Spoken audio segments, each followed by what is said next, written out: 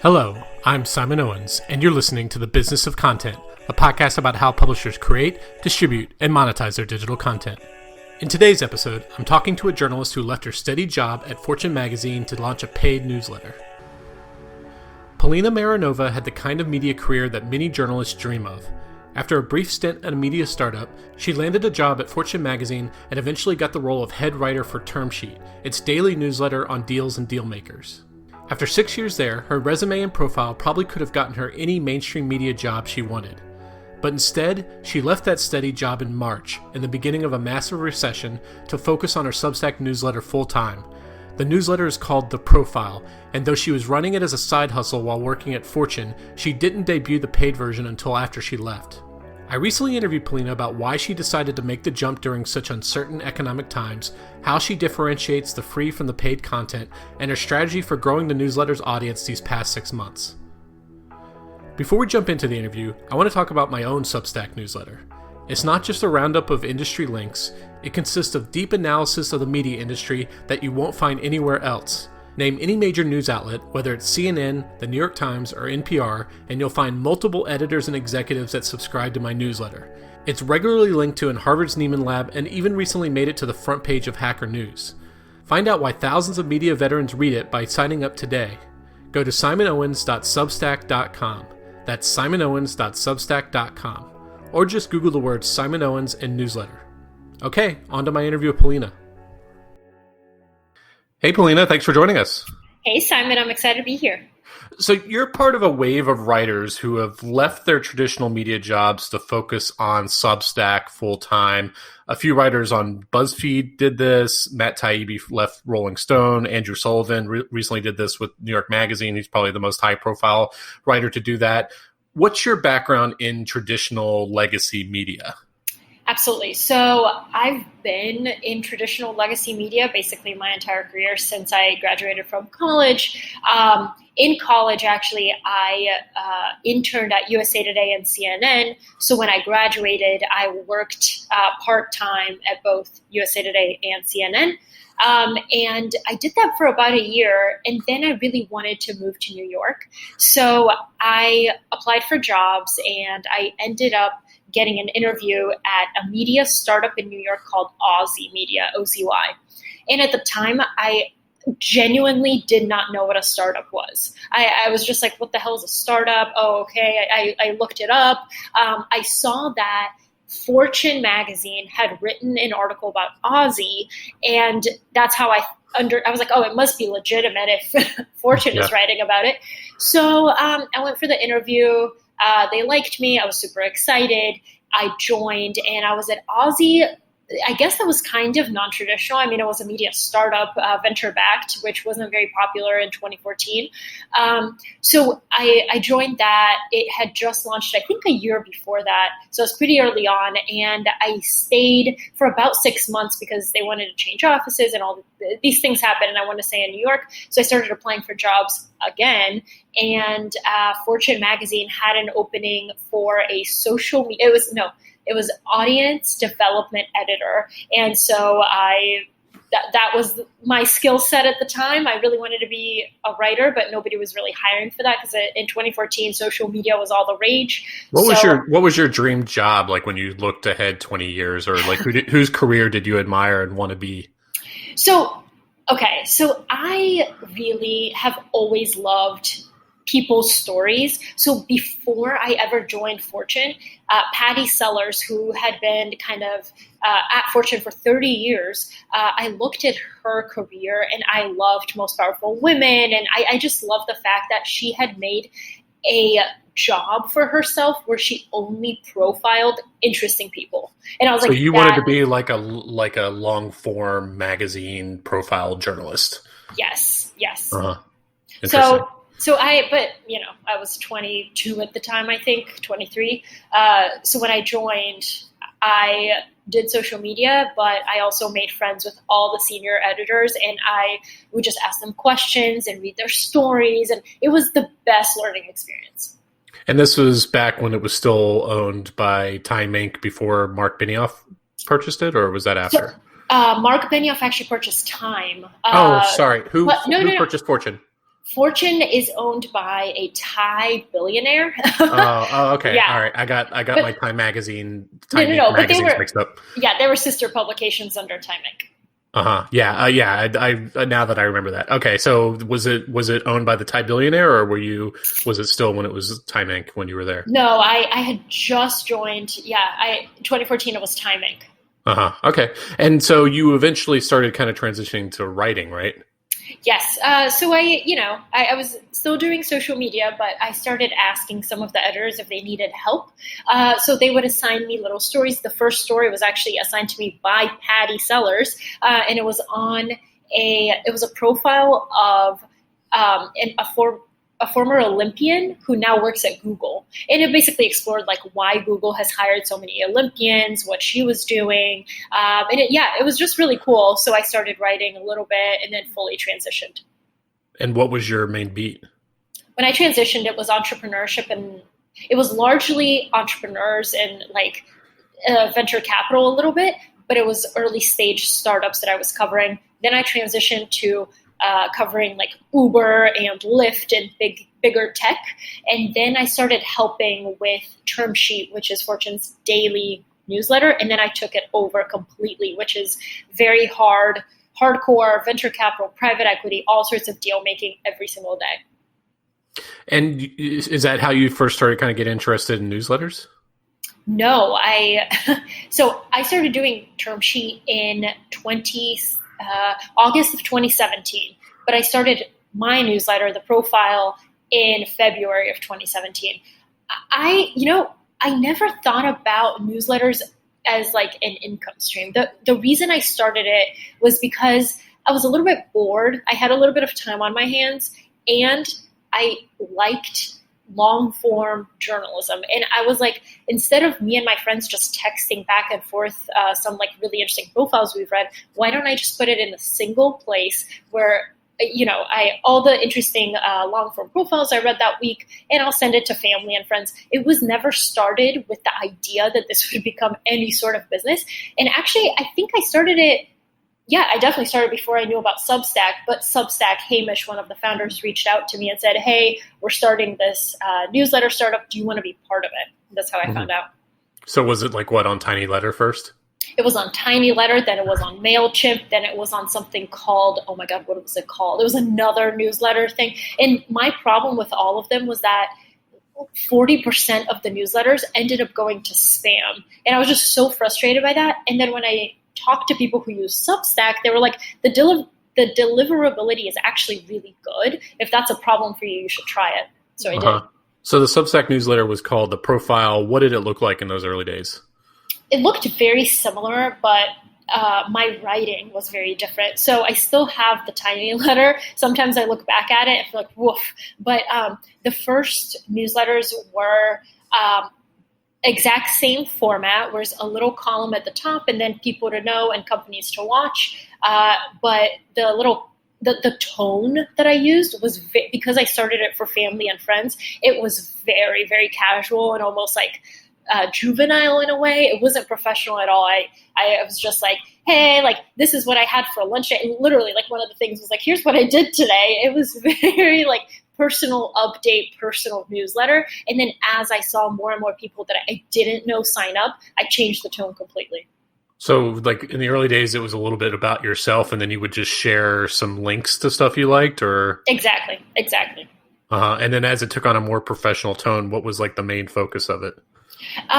So as it became a little bit more professional, I stopped making like stupid jokes that I would make normally, and I became less sarcastic than I normally am.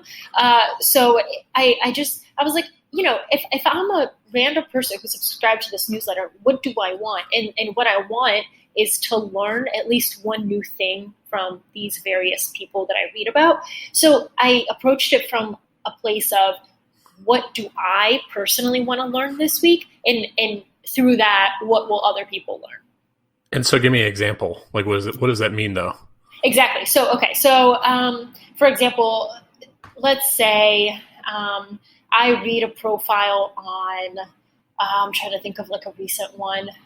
Let's say I read a profile on Heineken's Freddie Heineken's daughter, who was a 47-year-old stay-at-home mom of 5 kids, and suddenly her dad dies, and she has had nothing to do with the family business, which is Heineken. She has no business education background.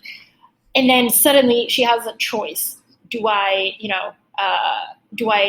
continue my comfortable life the way that I have been, or do I become the CEO of this massive global company and learn how to do it?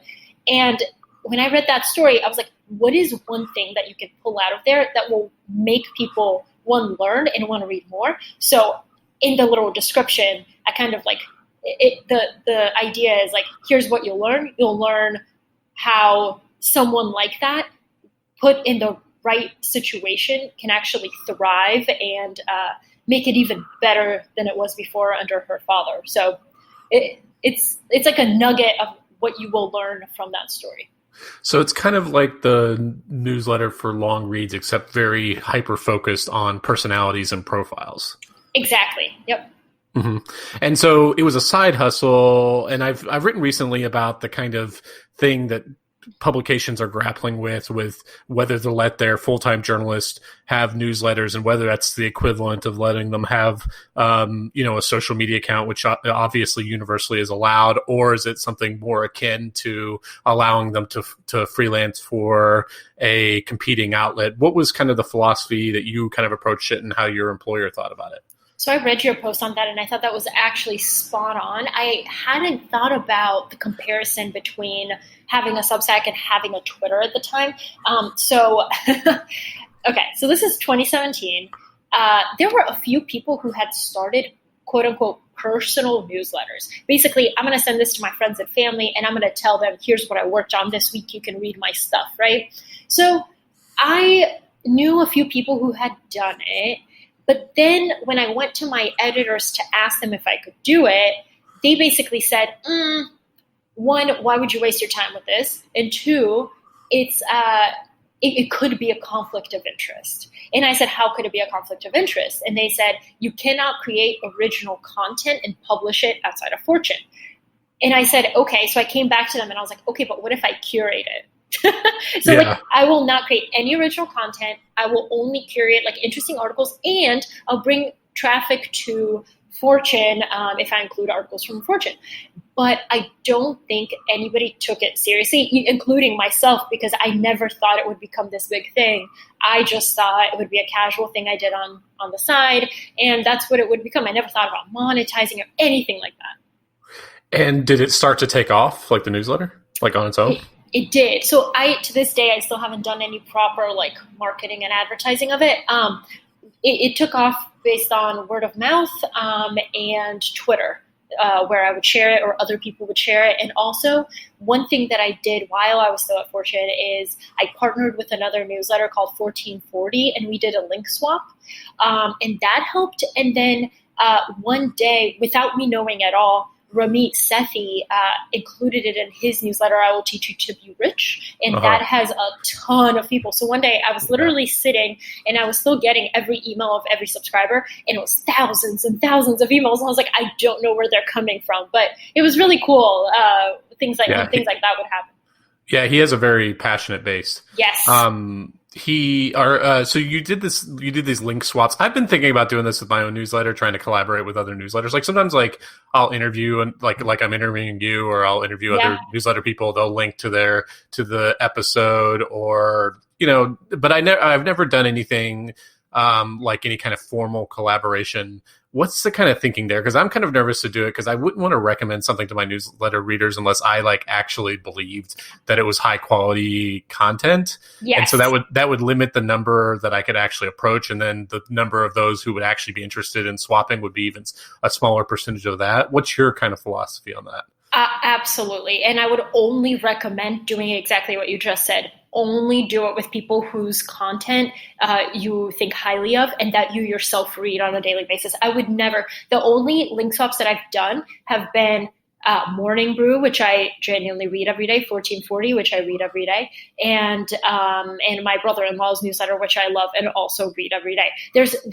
I think it defeats the purpose, because if you do so many that you actually don't believe in and you don't like the content, it cheapens your own content, and people who trust you stop trusting you, because they're like, she's just doing this to get followers. I don't want to read this. So even when I only had 5,000 subscribers, when I recommended 1440, a bunch of people signed up to 1440 because, like, even though it was only 5,000 people, they were surprised. It was like, wow, like that, the conversion rate was huge, just because they trust me. Like, if I recommend something, they trust that it's going to be high quality. The other thing I would say is definitely do this, but it's easier to convert from format to format. So newsletter to newsletter versus newsletter to podcast. I find that a little difficult. But because you yourself have a newsletter, convert them there, and then you can promote your own podcast in it. Yeah. So you eventually left your job at Fortune. What didn't you like about working for a media outlet, like a traditional media outlet?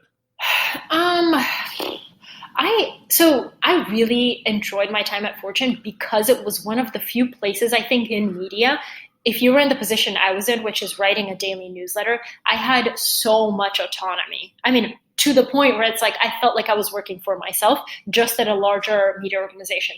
I think very few people are in that position. I really, really enjoyed it. The reason that I left when I did is because I started thinking about, like, I've been at Fortune for 5 years.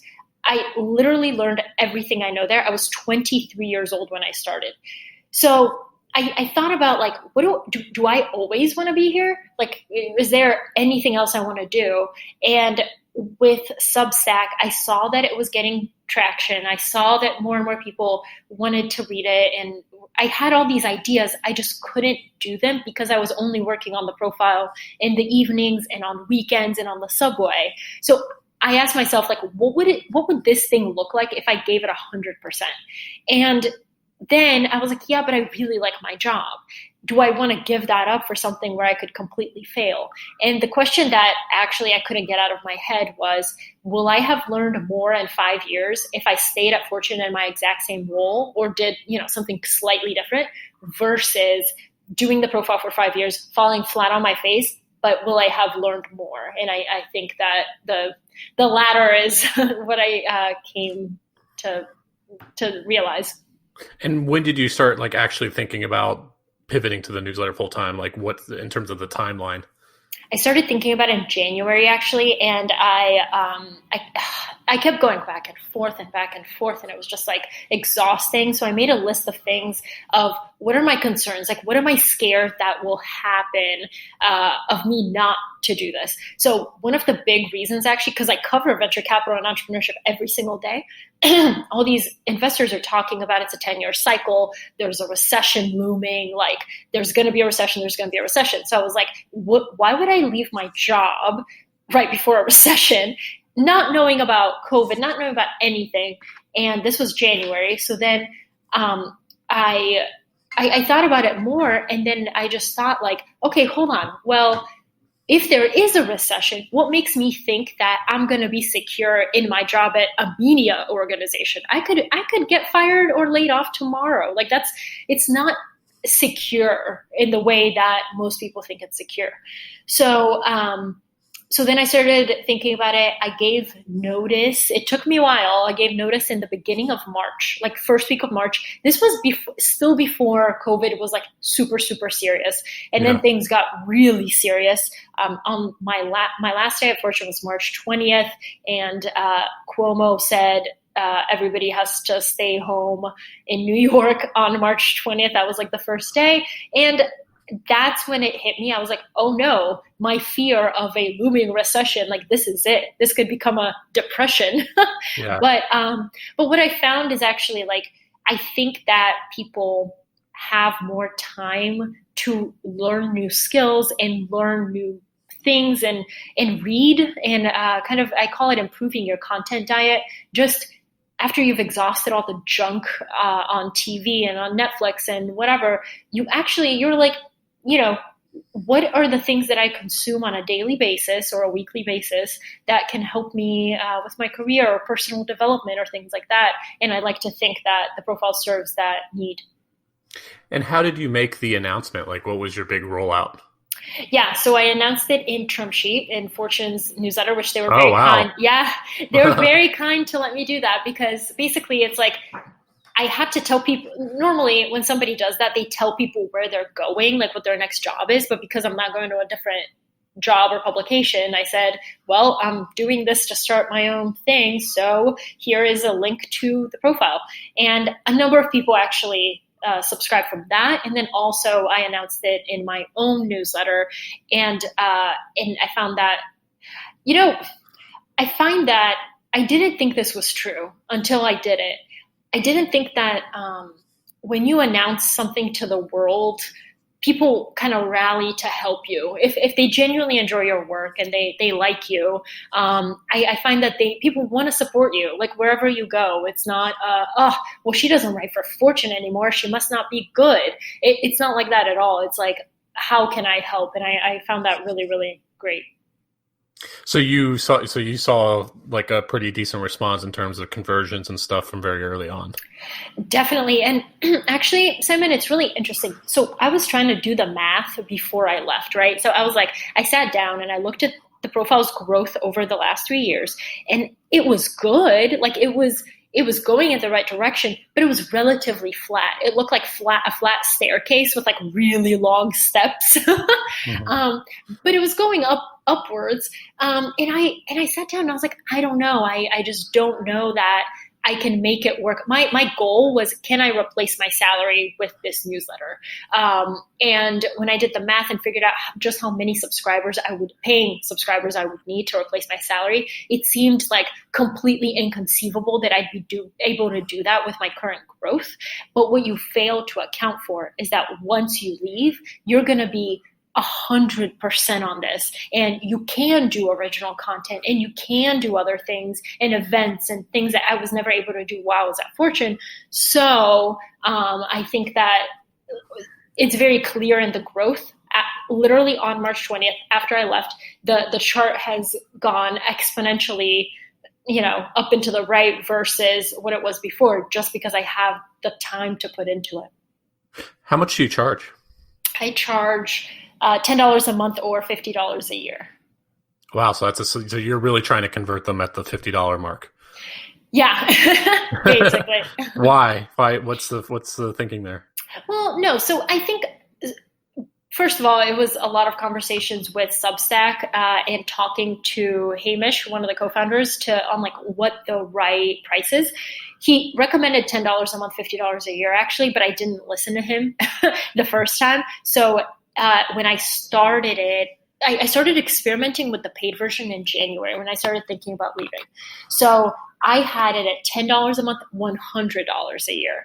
Oh. So that happened, and a few people converted, but not enough where I was like, oh, this is definitely working. And I got a lot of feedback where people said, hey, Polina, 100's a little too high, but I would pay 50. So I was like, I got enough of those where I was like, okay, that makes sense. So then I just, first, I think, I just dropped it to 50. I think it was in March, and it stayed there since. Talk to me about what are the different offerings for the paid versus the free versions of the newsletter? Absolutely. So the profile currently has 2 products. The first is a free weekly email that comes out every Sunday morning, and it curates the most interesting long form profiles on the internet. But these are 8 or 9 recommendations. They're all, very deeply reported profiles. The second product is basically a premium offering, which includes in the Sunday email, you get 2 additional sections, which are audio and video recommendations. They don't always have to be profiles, but they do. It is typically one person. So it's a documentary or a TED Talk or an interesting podcast they listen to. And then the other thing that they get on Wednesday, every single Wednesday, I publish the Profile Dossier, which is a weekly deep dive on a prominent individual, whether it's Ariel Investments, Melody Hobson. Today's was rock climber Tommy Caldwell. It ranges the gamut. It's business, it's entertainment, it's sports. It doesn't have, basically the way I do it is I start with an idea and then I find the person who is the best embodiment of that idea that I can learn from. And did your paid offering evolve at all? Like when I started my paid offering, I kind of was just like, oh, I'll just produce an extra newsletter every week and that'll be the paid offering. And then I started talking to other people in the space and they're like, do people really want more of what they're already getting for free? And so I kind of evolved the offering into, now I do these kind of case study interviews with like, media industry stuff, people, like kind of like this podcast, but a little bit more narrow in focus. Yeah. And that's something that's completely different than what I offer in the free version. So like my thinking kind of evolved and like, how do I add extra value? Have you changed the paid version at all? I have, and I have a little insight for you here that I've also learned. I agree with you that I think a lot of people are like, do I just want to get more content? It's just long form pieces are already like heavy enough and they take time to read and get through. Do you really want extra stuff? So the first iteration of the paid offering was I added the 2 sections, the audio and video sections. I did not have the dossier because that was kind of rubbing up against like the original content, even though it's not that original, but it still counts as original content. I didn't want to cause problems at Fortune. So I launched that literally the week after I left Fortune. So originally, it was just 2 additional sections, and then it was a dossier every Wednesday. So I have gotten a little bit from people saying like, oh man, this is just, I really love it. It's just a lot of content. To me, it's like, you're not going to sit there and read every single profile or every single video. I'm very aware of that. I'm aware that the reason I have so much is because I know that certain things will appeal to different people, and whatever you're interested in, that's what you'll watch, that's what you'll click on. But over time, I've kind of understood that I think premium, we shouldn't think of it as offering more content. We should think about it as like, if you are you're building your own personal media company, what is part of that? For Fortune, one of the biggest things that they offered were these amazing conferences, right? So I was like, why don't I stop thinking about it as like more content, but various membership perks? For example, I have an exclusive Telegram chat. So it's a group chat with all the people who are in the premium membership who can come together and literally talk about ideas or interesting things they've read. We do like a monthly lunch and learn where somebody will come in and host, like, I'll teach the group something. We did one on GPT-3 and other members got to ask questions. It was awesome. Then I also do these Fortune profile happy hours where it's once a month I use icebreaker video, and it's great because everyone comes in. I do a 30 or 20-minute AMA. People get to ask me questions, and then they get to match over video with each other and get to genuinely meet like other people in the community. And I found that so amazingly beneficial for people. I got a number of emails from the last one we did where they said, oh my God, I just connected with this person. So serendipitous. They're working on something. I'm actually looking to invest in somebody working on that thing. It was really, really helpful. So, I think that as long as you look at yourself as someone who can facilitate interesting conversations and can bring interesting people together, people are willing to pay for that.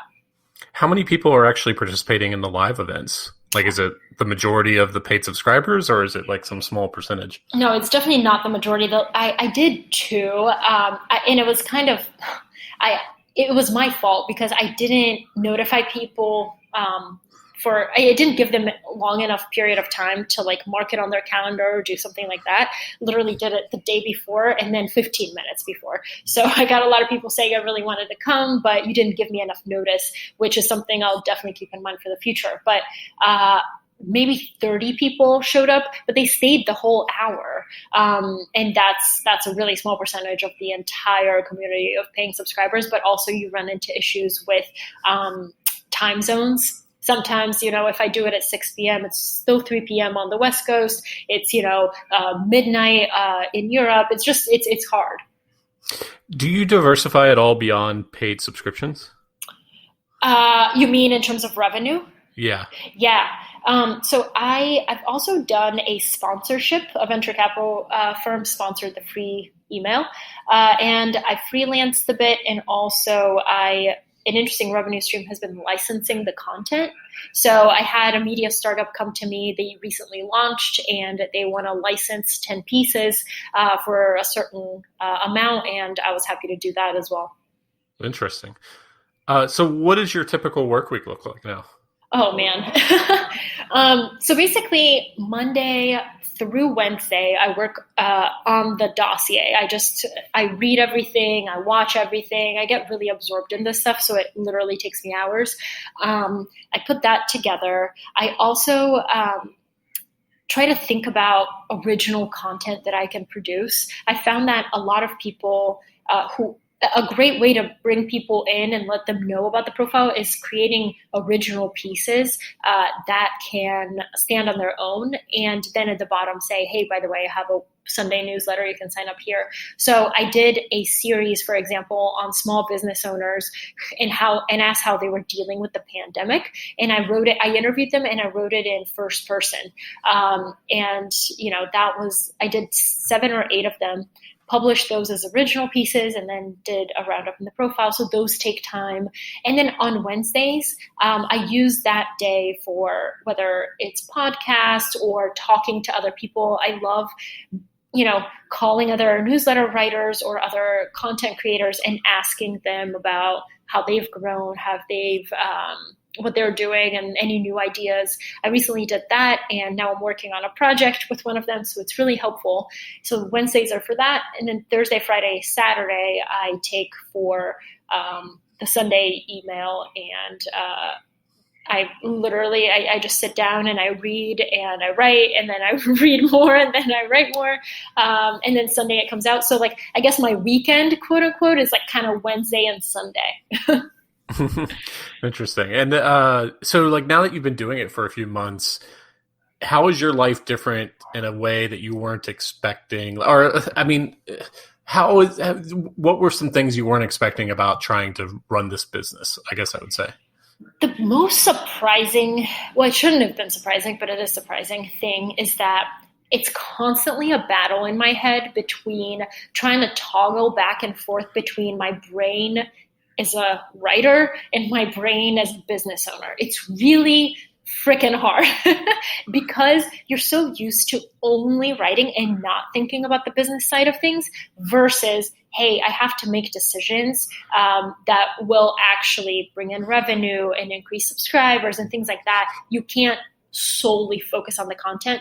Substack has made it a little bit easier because they take care of the back end in terms of tech and things like that, but you still have to think about what partnership can I do?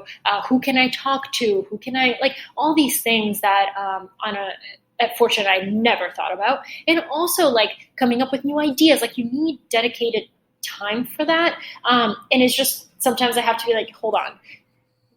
Just because this is a cool idea and I want to spend 8 hours writing this, will this have any sort of impact on the business, or am I just doing this just because I think it's cool? Sometimes that's okay, but over and over and over again, it's not okay. And you need to kind of move faster and think on your feet a little bit more to be able to evolve the business. And also saying no to a lot of things. I'm still not used to that. I'm just oh my God, I'm so honored that they would even, ask me to do something that I say yes to absolutely everything. And then you look at your calendar and you're oh my God, I have no time.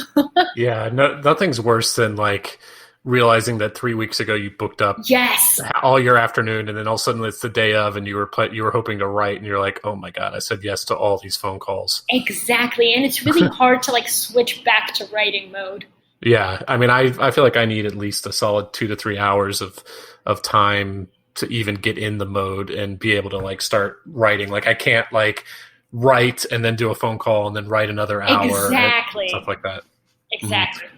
It's interesting what you're saying about the business side. I had someone on, very successful. It's now a Substack newsletter called The Browser. They have over 10,000 subscribers. I love The Browser. And he actually like hired a quote unquote CEO who's just, his job is just to think about new business opportunities and stuff like that, so that the guy who runs it can actually just focus on, writing the newsletter. Yeah. Actually, the browser, I listened to Robert Cottrell, right? Right before I left Fortune, I binged on everything he wrote and did and all the podcasts he did, because his journey is kind of very, in a way, similar to mine. The way he thinks about things is very similar. So I was very inspired by him and what he's done. Awesome. Well, Polina, this was a lot of fun. Thanks so much for joining me. Where can people find you online? Thank you so much. I really appreciate it. They can find me at readtheprofile.com. All right, great. Well, thanks so much for joining us. Thank you, Simon. I really appreciate it. Okay, thanks for joining us. I'm actually on the lookout for new guests for this podcast. So if you do interesting stuff in digital content, whether you're a full-time YouTuber, a media executive, or run a cool niche newsletter, definitely reach out. My email address is simonowens@gmail.com. Okay, see you next week.